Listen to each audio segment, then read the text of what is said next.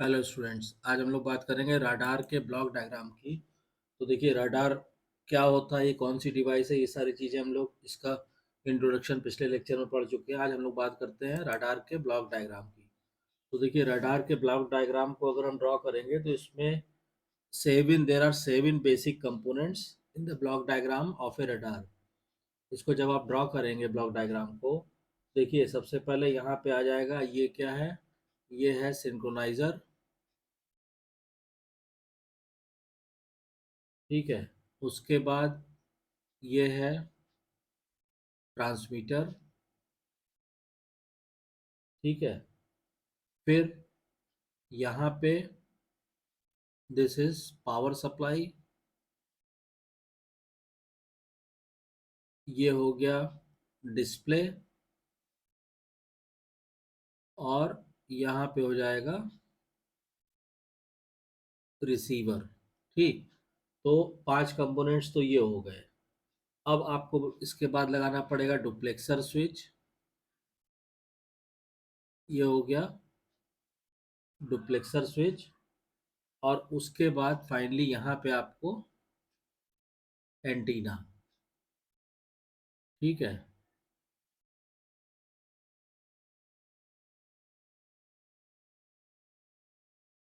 ये हो गया एंटीना। इससे अपना जो है, जैसे वेव्स ट्रांसमिट होती हैं वैसे आप ये इस तरह दिखा दीजिए। अब इसमें कौन सा ब्लॉक क्या रिप्रेजेंट करता है इसके अंदर हम लिखते हैं। तो ये तो पहला तो हो गया ये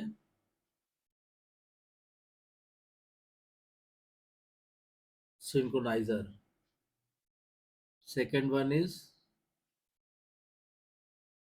ट्रांसमीटर। ये है power supply, this is power supply. ये है डिस्प्ले। फिर ये हो गया आपका रिसीवर, और ये है duplexer switch, this is duplexer switch, और ये हो गया आपका एंटीना। ठीक है, अब इसमें देखिए सिग्नल का ट्रांसमिशन कैसे होता है वो आप दिखा दीजिए इसमें। तो सिंक्रोनाइजर से ये सिग्नल गया इसमें ट्रांसमीटर में, और पावर सप्लाई यहाँ से ये गई ट्रांसमीटर में। ठीक है, उसके बाद यहाँ पे जो डुप्लेक्सर स्विच है ये क्या करेगा, यहाँ पे आप दो कांटेक्ट बनाइए इस तरह से। ठीक, एक तो कनेक्ट हो जाएगा रिसीवर से ऐसे, और दूसरा कनेक्ट होगा आपका ट्रांसमीटर से। ठीक, और ये एंटीना से जो सिग्नल का आदान प्रदान होगा तो ये हम बाई डायरेक्शनल दिखा देंगे। फिर रिसीवर से ये चला जाएगा सिग्नल डिस्प्ले में। डिस्प्ले में पावर सप्लाई आप दे दीजिए, यहाँ से ये पावर सप्लाई हो गई, और सिंक्रोनाइजर से ये आ जाएगा सिग्नल डिस्प्ले में। तो ये बेसिक ब्लॉक डायग्राम होता है। और रिसीवर में भी पावर सप्लाई आपको जरूरत पड़ेगी तो रिसीवर में भी आप पावर सप्लाई दे दीजिए ऐसे। तो this is the basic block diagram of a practical radar system.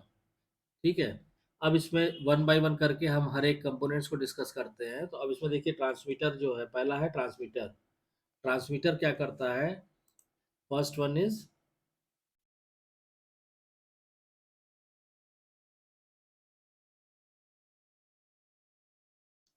transmitter. The transmitter creates the radio wave to be sent and modulates it to form the pulse train. The transmitter must also amplify the signal to a high power level to provide adequate range. The source of the carrier wave could be a klystron, traveling wave tube, or magnetron. Each has its own characteristic and limitation. तो transmitter क्या करता है, transmitter वो radio wave create करता है जिसको भेजना है, जिसको सेंड करना है। और इसमें जो कैरी जो अच्छा उसमें क्या होता है कि आप उसको मॉड्यूलेटेड वेव की फॉर्म में भेजते हैं, तो मॉड्यूलेशन करने के लिए आपको पता है कि ओरिजिनल सिग्नल के साथ साथ आपको कैरियर वेव की जरूरत पड़ेगी। तो जो सोर्स ऑफ कैरियर वेव है इसमें ट्रांसमीटर में, वो होता या तो हम यूज करते हैं क्लाइस्ट्रॉन को, या हम यूज कर सकते हैं ट्रेवलिंग वेव ट्यूब को, TWT, और या फिर हम यूज कर सकते हैं मैग्नेट्रॉन को। इनमें से कोई सा भी जो है सोर्स ऑफ कैरियर वेव की तरह यूज होता है, सोर्स ऑफ कैरियर वेव, और कैरियर वेव ओरिजिनल सिग्नल के साथ उसको मॉड्यूलेट करके तब ट्रांसमिट करते हैं ट्रांसमीटर से। ठीक। और ट्रांसमीटर में केवल मॉड्यूलेशन ही नहीं होता, एम्पलीफिकेशन भी होता है, ताकि उसको एक हाई पावर लेवल तक पहुंचा सके, और उसके बाद उसे ट्रांसमिट करते हैं ताकि वो एडिक्वेट रेंज तक पहुंच सके सिग्नल। सेकेंड जो है आपका ट्रांसमीटर के बाद, वो है रिसीवर। रिसीवर क्या करता है? The receiver is sensitive to the range of frequencies being transmitted and provides amplification of the return signal. In order to provide the greatest range, the receiver must be sensitive without introducing excessive noise. The ability to discern a received signal from background noise depends on the signal to noise ratio. तो receiver ये काम करता है कि ये जो भी range of frequencies transmit हो रही हैं उसके प्रति सेंसिटिव रहता है, और it provides amplification of the return signal. जो सिग्नल रिटर्न होके आता है ऑब्जेक्ट से, उसको एम्पलीफिकेशन प्रोवाइड करता है। ठीक। थर्ड जो कंपोनेंट है वो है power supply. Power power supply क्या काम करती है? The power supply provides the electrical power for all the components. The largest consumer of power is the transmitter, which may require several kilowatt of average power. तो इसमें जो सबसे ज़्यादा power में ज़रूरत पड़ती है वो किस में पड़ती है? ट्रांसमीटर को पड़ती है, जो करीब करीब सेवरल किलोवाट में होती है इसकी requirement. The power supply only needs to be able to provide the average amount of power consume, not the high power level during the actual pulse transmission. तो पावर सप्लाई जो use होती है वो केवल average amount of power consumed के लिए use होती है, मैक्स हाई पावर लेवल के लिए नहीं। Energy can be stored in a capacitor bank for instance during the rest time. The stored energy then can be put into the pulses when transmitted, increasing the peak power. तो ये काम होता है power supply का। Next जो component है आपके वो है duplexer.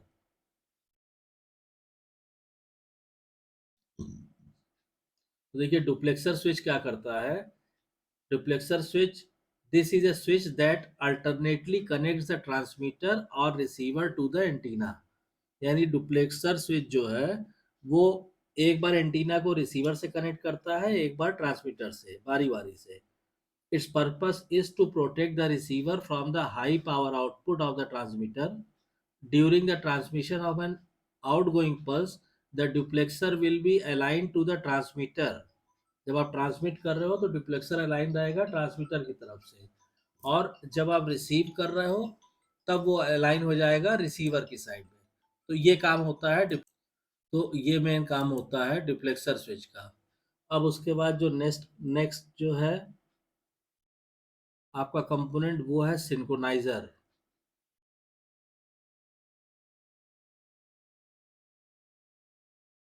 That is synchroniser. Synchroniser क्या करता है? The synchroniser coordinates the timing for range determination. It regulates that rate at which the pulses are sent and resets the timing clock for range determination of each pulse. Signals from the synchronizer are sent simultaneously to the transmitter, which sends a new pulse, and to the display, which resets the return sweep. ये main काम होता है synchroniser का, कि ये coordinate करता है timing को, रेंज डिटर्मिनेशन की टाइमिंग को ये कोऑर्डिनेट करता है। ठीक। उसके बाद नेक्स्ट कंपोनेंट है antenna.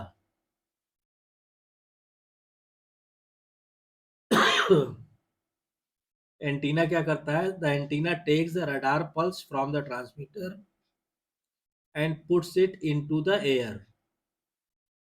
Also, the antenna must focus the energy into a well-defined beam which increases the power and permits a determination of the direction of the target. The antenna must keep track of its own orientation, which can be accomplished by a synchro transmitter. There are also antenna systems which do not physically move but are steered electronically. ठीक है? In these cases, the orientation of the radar beam is already known as priori. ठीक है? तो इसमें क्या होता है कि वो कह रहा है कि एंटीना खुद नहीं मूव करता है, बल्कि ये स्टीयर करता है राडार बीम को फोकस करने के लिए. तो the orientation of the radar beam is already known as priori. Orientation of radar beam is known as priori. ठीक. उसके बाद सेवेंथ कंपोनेंट जो है वो क्या है, वो है डिस्प्ले. डिस्प्ले में क्या होता है कि the display unit make take a variety of forms, but in general is design to present the received information to an operator.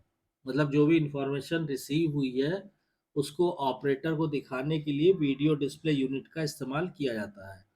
The most basic display type is called an A scan.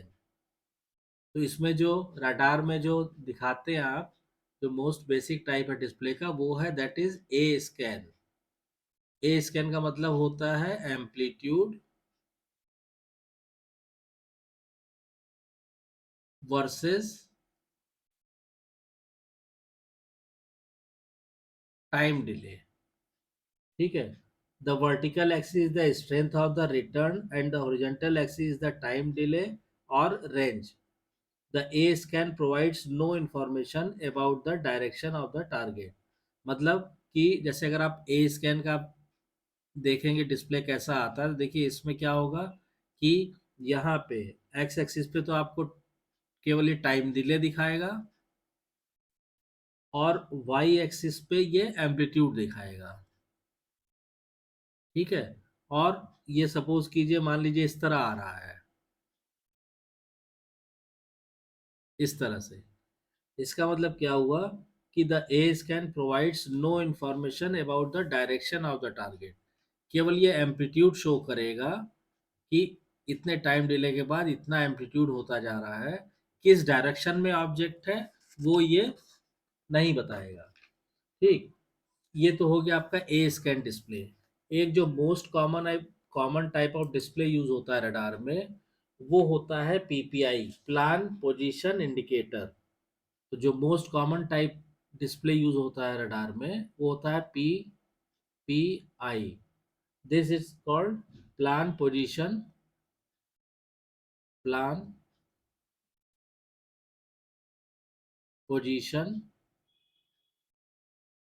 Indicator. ठीक है. इसमें क्या होता है कि the A scan information is converted into brightness and then displayed in the same relative direction as the antenna orientation.